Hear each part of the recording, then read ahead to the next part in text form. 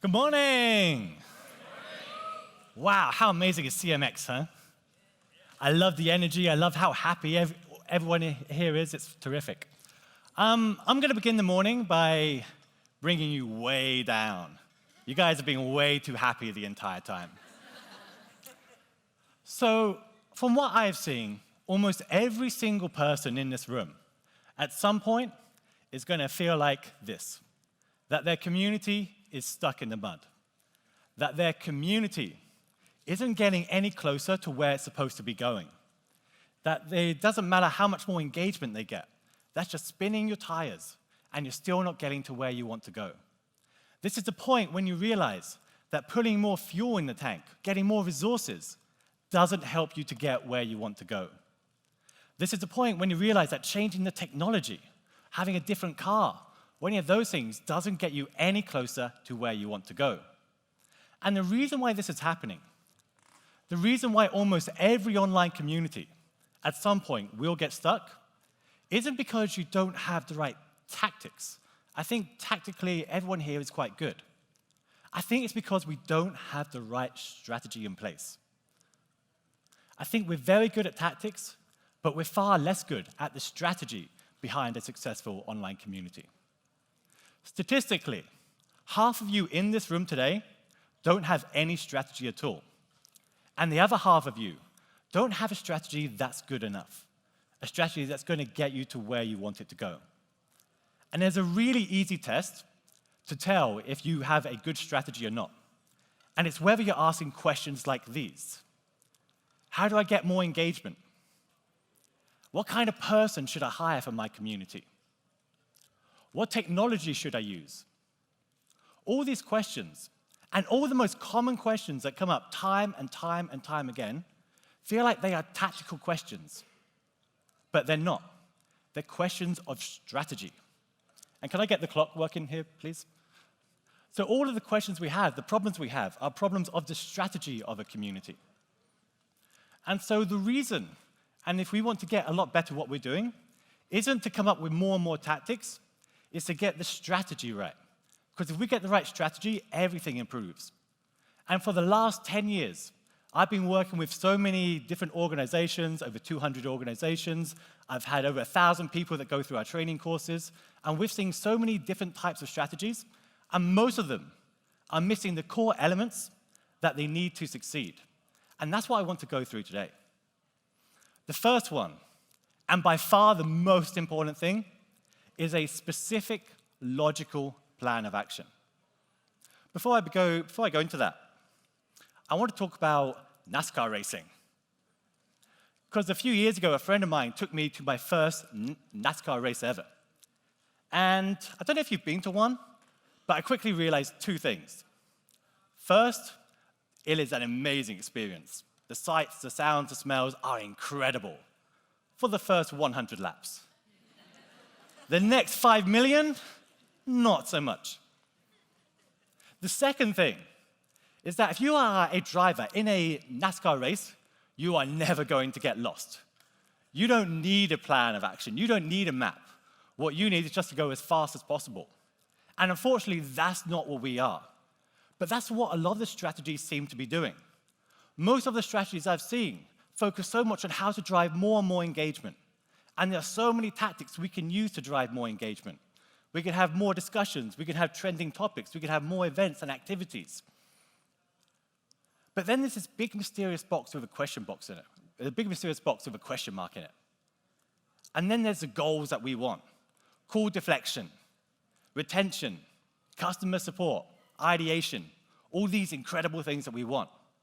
And it's possible that going really fast and driving more and more engagement does get us there, but it doesn't always happen. And what we first need to resolve in any strategy that we're creating is what happens in this mysterious box here. And this is where a specific logical plan of action has to come into place. So the very first thing is to have a goal. Everyone here, I think, is at this level now. Every one of you, I'm sure, when you go to work in the morning, knows what the goal of your community is. And this is very simply how you benefit from your community. Once you have the goal, you need the objectives. This is what you need your members to do to gain those benefits. Whatever your goal is, this is what you need your members to do to achieve it. This should be as specific as it possibly can. If the goal is to get as much engagement as possible, if your objective is to get as much engagement as possible, that's wrong. You want to be really specific about this. Next is the strategy. If you want people to do something, it means you're changing the behavior of your members. And if you're going to change the behavior, the critical thing to do that is to figure out what is the emotional lever that you're going to pull to get members to do those things. This is how you're going to persuade them to do those things. And then come the tactics. These are the things that you do, and then the action plan where you plan out where and when you're going to do it. And if you're missing any part of this, it's very difficult to escape from that mud. It's very difficult to take your community to the next level. So an example might be, your goal could be reduce customer support costs by 50%. Pretty standard goal. Then your objectives, pretty standard. You get the people that have just joined the community to ask questions about what they need. You get your irregulars, the people that visit the community every now and then, to highlight and rate the answers that they like. And then you need your top members to answer as many questions as possible. This is really basic, pretty standard, but we should at least be at this level. And notice how specific we're doing, how specific this is. We're not telling all of our members to do the same thing over and over again. We're being really specific about who we need to get to do any of the behaviors that we want. And then we have the strategy side of this. If we want people to do things they haven't done before, what are the emotions and the levers that we're going to use to get them to do it? If we have 3 objectives, we need 3 strategies as well. So for the newcomers, we might think, we're going to create an identity, that it's smart to ask questions, that it's smart to get help. For the irregulars, we might make this a sense of obligation. If you've been helped in the past, then it's your obligation to help somebody else. And if you're a top member, we might try and make you part of our mission. So we had the strategies in place. And then the tactics. This is the most important part. One of the things we do when we begin working with most of our clients is try to get the person running the community to just keep a list of what they're working on. Just 1 week, what are you working on? And what we find time and time and time again is that they're working on so many different things at once. Most of the people that we've done this with are working on 15 tactics or more every single week.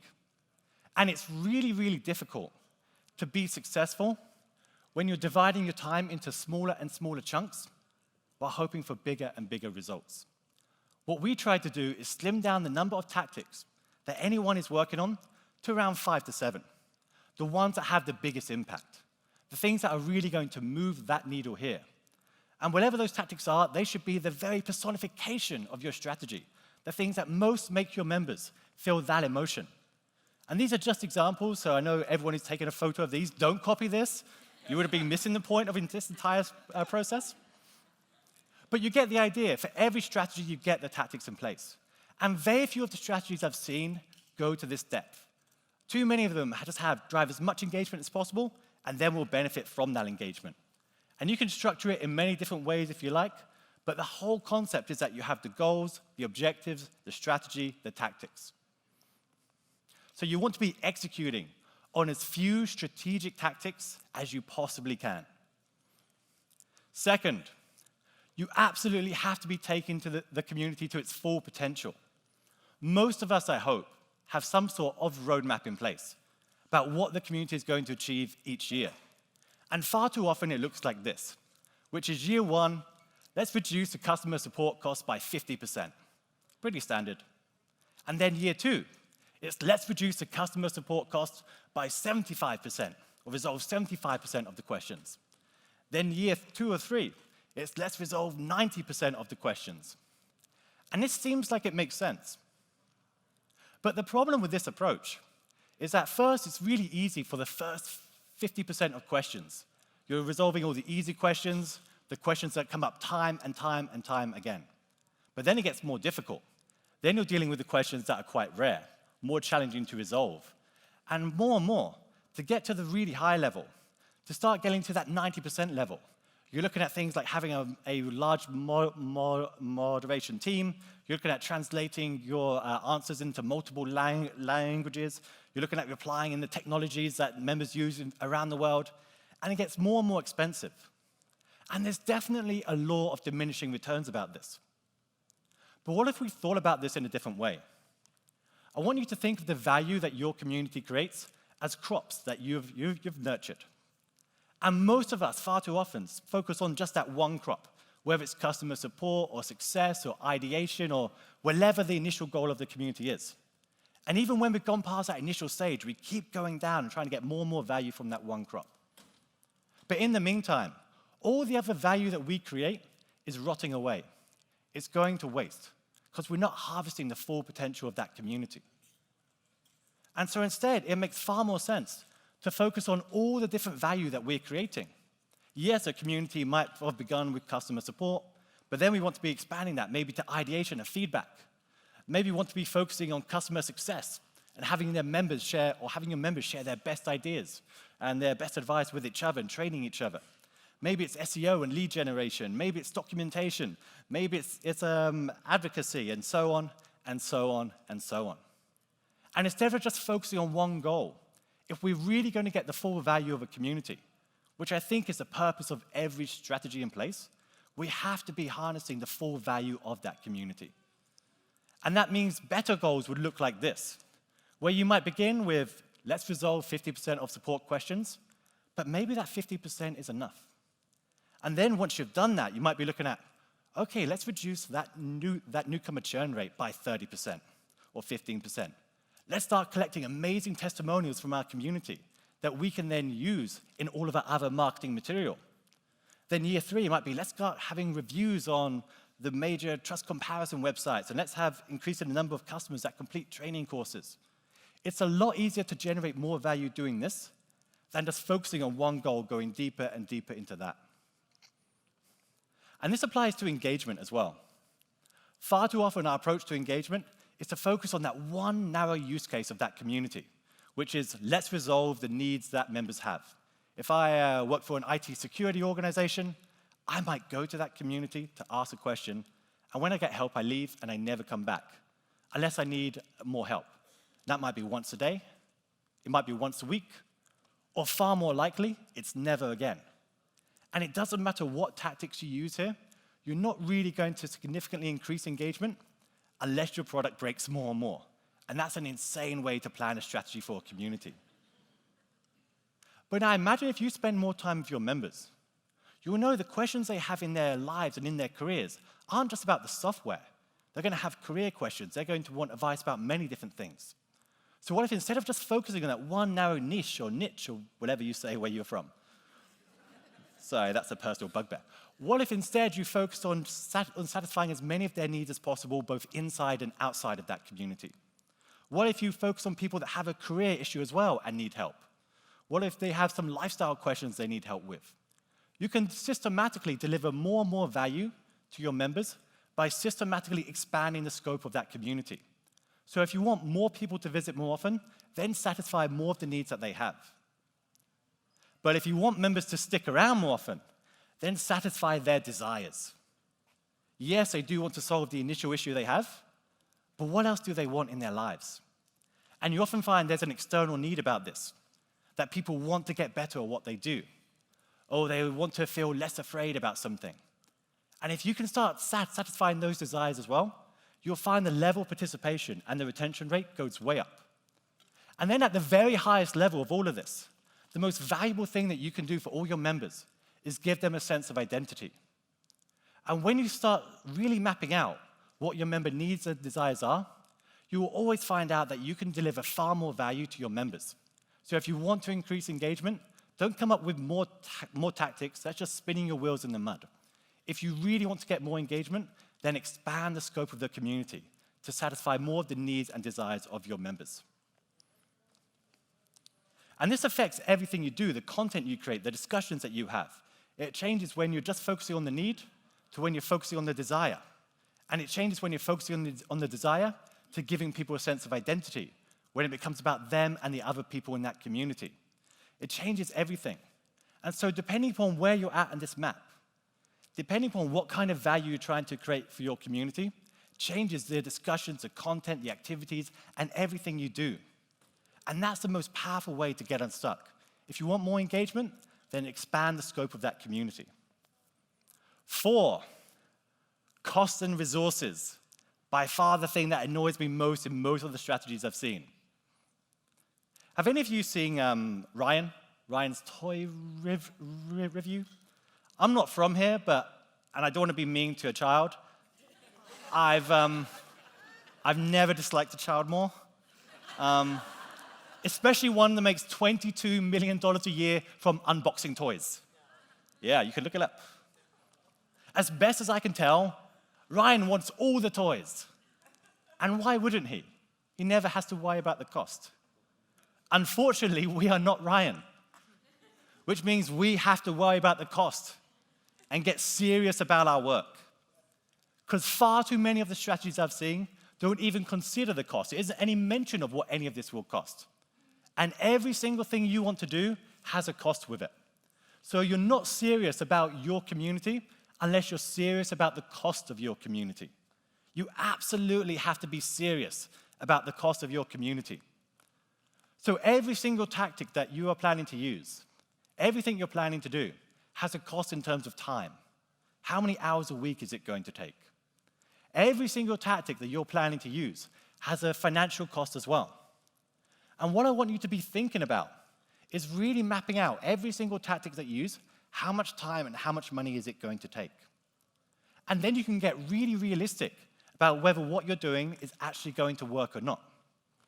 You can get really realistic about what your priorities are. And this is an incredible win, because it changes the conversations you're having as well. And typically what we do is year 1 is this is what you can achieve with your resources today. Then years 1 to 2 are typically what you can achieve with the resources, maybe with 10 to 25% increase. And then year 3 is what you can achieve with a significantly greater number of resources. And you'll find you get much more support internally if you're serious about the costs. Far too often, when we want more resources, we say, well, the level of engagement has gone up, so therefore I need more resources to manage that. Why would anyone do that? It's a lot easier to say, well, this is an opportunity. We've achieved this so far. We've resolved 50% of support costs. With an extra 20K, 50K, 100K, or whatever. These are the other goals we can do. These are the testimonials we can collect. This is how we can reduce the churn rate as well. So when you get serious about the cost of your community, you're forced to get really serious about your value to that community as well, and what you're offering the people internally. And 5, mitigating risks. So many people I know have spent months working on a strategy, and they finally got it done, then something will suddenly change. And then that whole strategy is thrown out and never used again. Before any flight, any journey, people tell you what the risks are to make sure if something really bad happens, there's a plan for it. And one of the best things you can do at an event like this is help each other plan for what can go wrong. Because there are so many things that can go wrong.